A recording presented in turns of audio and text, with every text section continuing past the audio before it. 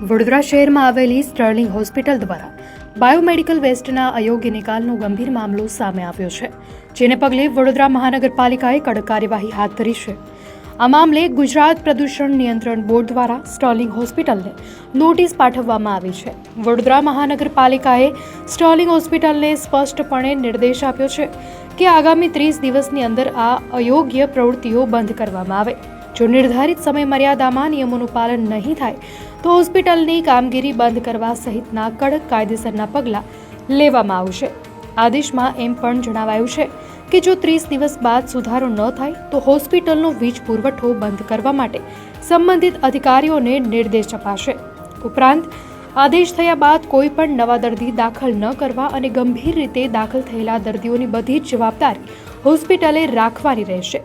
દાખલ દર્દીઓને 30 દિવસની અંદર અન્ય સુરક્ષિત સ્થળોએ ખસેડવા પણ સૂચના અપાઈ છે.